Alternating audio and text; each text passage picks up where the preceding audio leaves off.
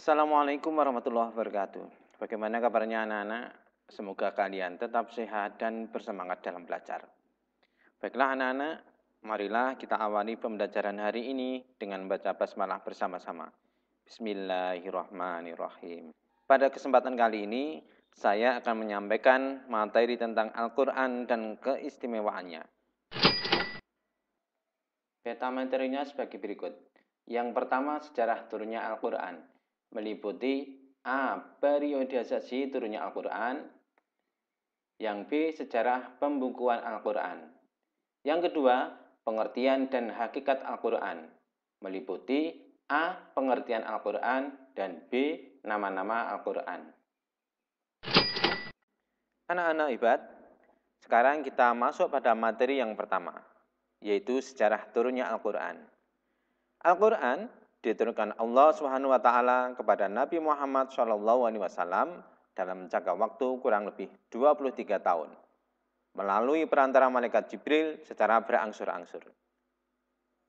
Kemudian, Al-Quran diturunkan dimulai dari bulan Ramadan ketika Nabi Muhammad SAW tengah bertahanus, yaitu menyendiri di Gua Hira, hingga wahyu terakhir ketika sedang melaksanakan haji wada. Surat-surat dan ayat-ayat Al-Quran diturunkan secara bertahap kepada Nabi SAW.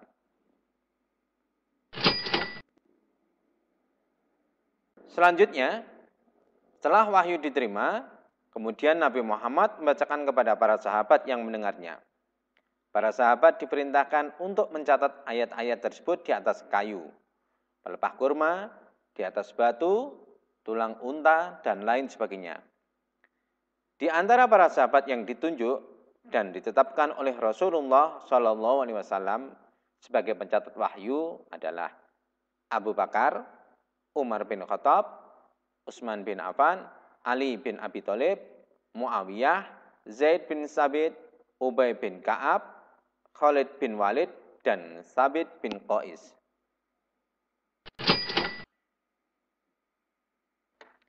A. Periodisasi turunnya Al-Quran.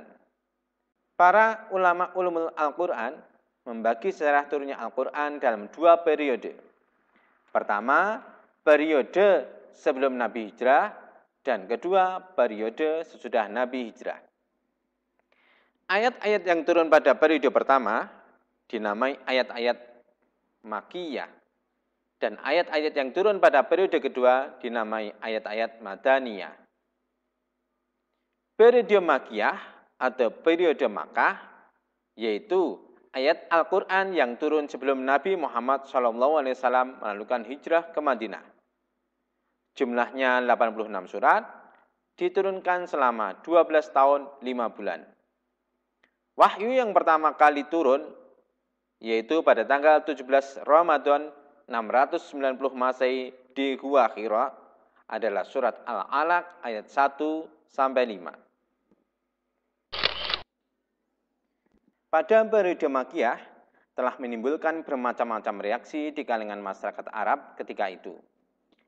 Reaksi-reaksi tersebut meliputi 3 hal pokok, yaitu 1. Segolongan kecil dari mereka menerima dengan baik ajaran-ajaran Al-Quran. Yang kedua, sebagian besar dari masyarakat tersebut menolak ajaran Al-Quran karena kebodohan mereka. Kemudian keteguhan mereka mempertahankan adat istiadat dan tradisi nenek moyang, dan atau karena adanya maksud tertentu dari satu golongan seperti yang digambarkan oleh Abu Sufyan. Kalau sekiranya Bani Hasyim memperoleh kemuliaan nubuwah, kemuliaan apa lagi yang tinggal untuk kami? Kemudian yang ketiga, dakwah Al-Quran mulai melebar melampaui perbatasan Makkah menuju daerah-daerah sekitarnya.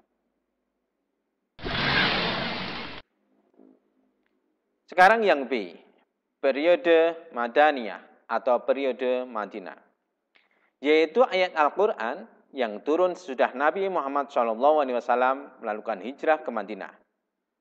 Berjumlah 28 surat, turun selama 9 tahun 9 bulan.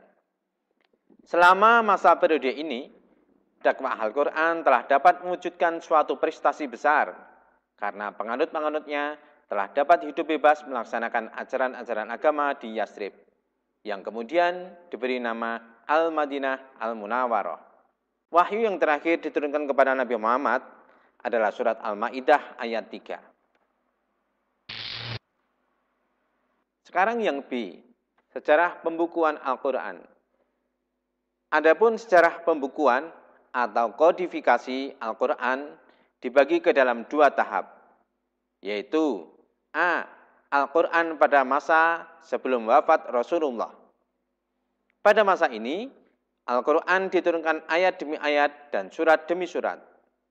Karena kefasihan dan keindahan bahasanya yang luar biasa, ia tersebar dengan cepat dan menakjubkan. Secara sembunyi-sembunyi, dalam malam-malam yang gelap, kaum muslimin datang mendekati Nabi untuk mendengarkan ayat-ayat Al-Quran yang sedang beliau baca. Dalam kelompok itu, terdapat beberapa sahabat yang tekun membaca Al-Quran, menghafal dan memelihara surat-surat dan ayat-ayatnya. Mereka inilah yang kemudian dikenal dengan sebutan Al-Qurra. Yang B, Al-Quran pada masa sudah Rasulullah wafat. Anak-anak hebat, sudah Rasulullah wafat, Ali bin Abi Thalib diam di rumahnya untuk menghimpun Al-Quran dalam 1 mushaf menurut urutan turunnya. Dan belum 6 bulan sejak wafatnya Rasulullah, dia telah merampungkan penghimpunan itu dan mengusungnya ke atas punggung unta. Anak-anak hebat, 1 tahun sudah Rasulullah wafat, pecahlah perang Yamamah yang merenggut korban 70 orang Qurra.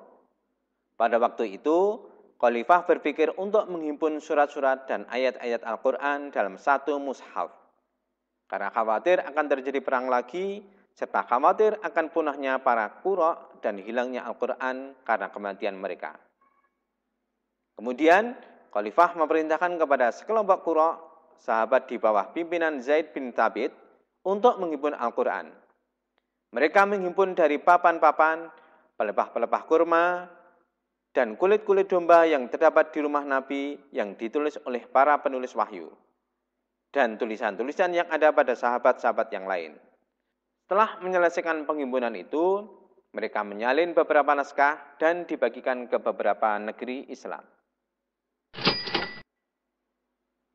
Selanjutnya, sudah Khalifah ketiga mengetahui bahwa Al-Quran terancam perubahan dan penggantian, akibat sikap mempermudah dalam menyalin dan memeliharanya, maka dia memerintahkan untuk mengambil mushaf yang disimpan oleh Hafsah, yakni naskah pertama di antara naskah-naskah Khalifah pertama, dan memerintahkan kepada 5 orang sahabat yang di antaranya Zaid bin Thabit untuk menyalin mushaf tersebut.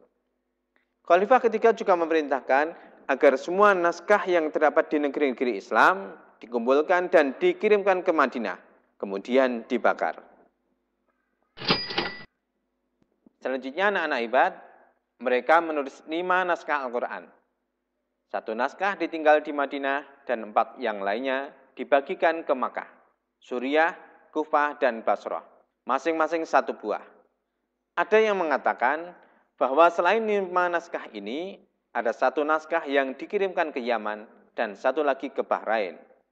Naskah inilah yang kemudian dikenal dengan sebutan Mushaf Imam. Anak-anak hebat, semua naskah ini dan mushaf yang ditulis melalui perintah Khalifah pertama tidak berbeda, kecuali dalam 1 hal, yaitu bahwa surat Al-Baro'ah dalam surat Khalifah pertama diletakkan di antara surat-surat Mi'un, dan surat Al-Anfal diletakkan di antara surat-surat Mathani. Sedangkan dalam mushaf Imam, surat Al-Anfal dan surat Al-Baro'ah diletakkan di antara surat Al-A'raf dan Yunus. Anak-anak hebat, sekarang kita memasuki materi yang B, yaitu pengertian dan hakikat Al-Quran. Al-Quran menurut bahasa berasal dari kata qara'a yaqra'u Qur'anan, artinya membaca atau bacaan. Menurut istilah, Al-Quran adalah firman Allah yang diturunkan kepada Nabi Muhammad dari Lauhil Mahfuz melalui malaikat Jibril sebagai pedoman hidup umat manusia. Nama-nama lain dari Al-Quran. Yang pertama Al-Furqan. Tabarakalladzi nazzalal furqana ala abdihi liyakuna lil alamina nadhira. Artinya, Maha Suci Allah yang telah menurunkan Al-Furqan kepada hamba-hambanya agar dia menjadi pemberi peringatan kepada seluruh alam. Kemudian nama lain yang kedua, Alkitab. Artinya kitab yang dibukukan. Dzalikal kitabu la raiba fihi hudal lil muttaqin. Artinya, kitab yaitu Al-Quran ini tidak ada keraguan padanya, petunjuk bagi mereka yang bertakwa. Yang ketiga, Al-Huda, yaitu petunjuk manusia mengikuti jalan yang benar. Syahrul Ramadan alladzi unzila fihi al-Qur'an hudal linnasi wa bayyinatin minal huda wal furqan. Artinya, bulan Ramadan adalah bulan yang di dalamnya diturunkan Al-Qur'an sebagai petunjuk bagi manusia dan penjelasan-penjelasan mengenai petunjuk itu dan pembeda antara yang hak dan yang batil. Yang keempat, Al-Dzikr. Artinya peringatan bagi manusia yang lalai. Inna nahnu nazzalna dzikra wa innahu lahafidun. Artinya, sesungguhnya kamilah yang menurunkan Al-Quran dan sesungguhnya kami benar-benar memeliharanya. Yang kelima, Al-Bayan.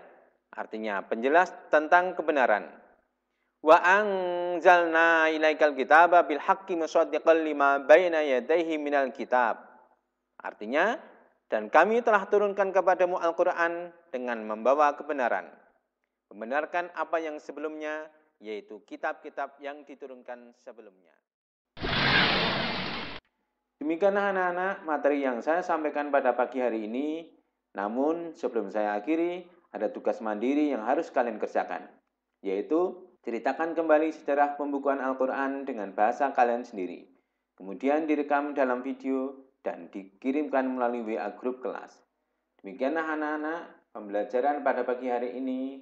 Semoga kalian tetap semangat dalam belajar. Kurang lebihnya mohon maaf. Wassalamualaikum warahmatullahi wabarakatuh.